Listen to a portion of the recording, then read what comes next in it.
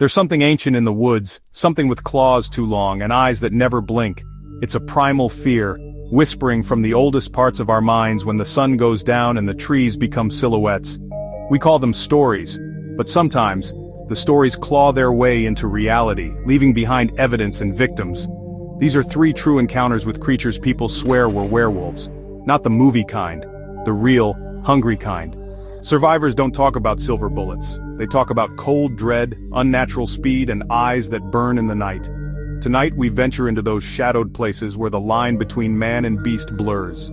Prepare yourselves. The darkness holds more than secrets. It holds teeth.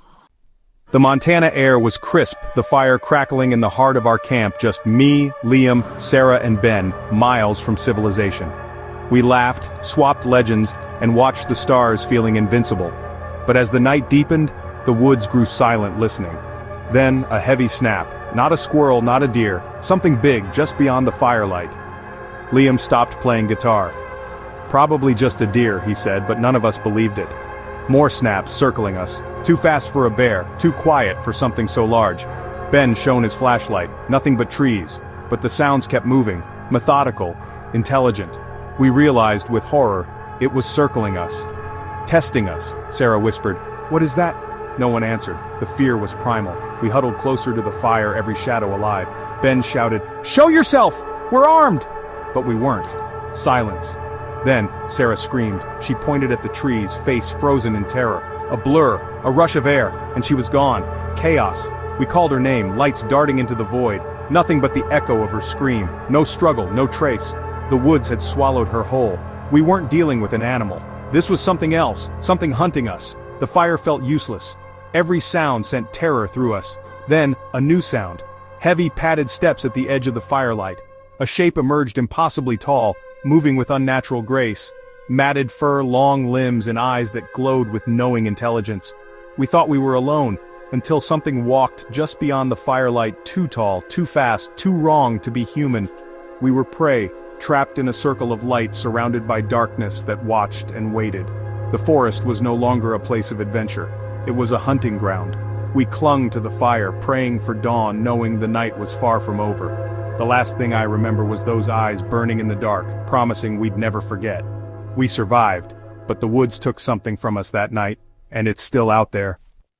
The storm hit out of nowhere, trapping me miles from my car on a forgotten trail in Ridge Hollow. I found an old cabin, dilapidated, hidden, but shelter from the storm. Inside it was dark, musty, and silent, but the door was scarred with deep, savage claw marks, too big for any animal I knew. I tried to ignore the unease, blaming the storm and isolation. Then I heard it, sniffing, right outside the door. A wet, guttural sound followed by deliberate scratching. My heart pounded. The doorknob jiggled, slowly, purposefully. Animals don't try doorknobs. I bolted the door, but it felt useless. A low growl vibrated through the wood.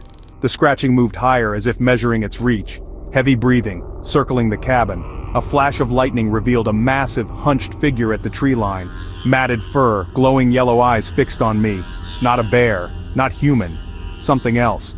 I barricaded the door, checked the windows, every sound a fresh wave of terror. It tested every wall, every window, relentless and patient. I felt its hunger, its focus, radiating through the thin wood. This wasn't an animal seeking shelter. This was a hunter, and I was its quarry.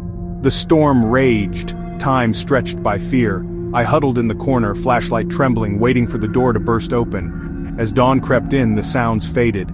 Had it left, or was it waiting? I didn't move until daylight filled the cabin. When I finally stepped outside, the ground was churned with massive prints, circling the cabin. I never saw what it truly was. But I know it wasn't a bear. I left Ridge Hollow and never looked back. Some places are meant to be forgotten. The marks on that door haunt my dreams, and I know, somewhere in those woods, it's still waiting for the next storm. The cabin stands empty, but the fear remains. If you find yourself lost in Ridge Hollow, pray the storm passes you by, because not everything outside is just the wind. Sometimes it's hunting. I'd been a park ranger in these northern forests for 15 years. Nothing prepared me for last fall. It started with the howls. Deep, guttural, wrong. Too close to the ranger station. Campers heard them too. Then we found bones. Shattered, crushed as if killed for sport. The forest fell silent. Even the birds vanished. One morning after a night of howling, I went to investigate. The pines felt oppressive, the silence absolute. In a clearing I found bones, not deer but something larger, a shredded backpack strap, a boot. My radio was dead. I felt watched. Then from the shadows 2 glowing amber eyes appeared. Low at first, then rising, impossibly high. Not a wolf, not a bear. Something else. The eyes stared, unblinking, intelligent. A low growl rumbled from the darkness. I was frozen, fear coiling in my gut. Then a voice, raspy, almost human, spoke my name. David! Panic took over. I ran, crashing through the undergrowth, the howls all around me. I didn't stop until I reached my truck, hands shaking as I sped away. Later I checked the trail cam footage. Nothing behind me, just empty trail. The official report said bear mauling missing hiker. But I know what I saw. The howls eventually stopped, or maybe I stopped listening. I don't go deep into those woods anymore. Sometimes the pines whisper my name in the wind. I pretend not to hear. If you ever hear your name called in the forest, don't answer. Some things out there are older than the trees, and they remember. I thought it was a bear, until it stood up and spoke. The forest keeps its secrets, but I'll never forget. Not all monsters hide in the shadows, some know your name.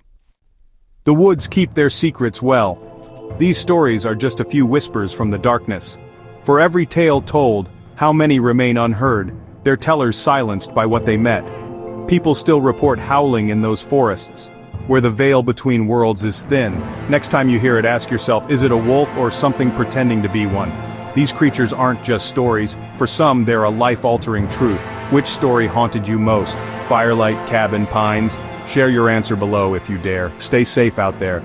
And try not to listen too closely to the sounds in the night.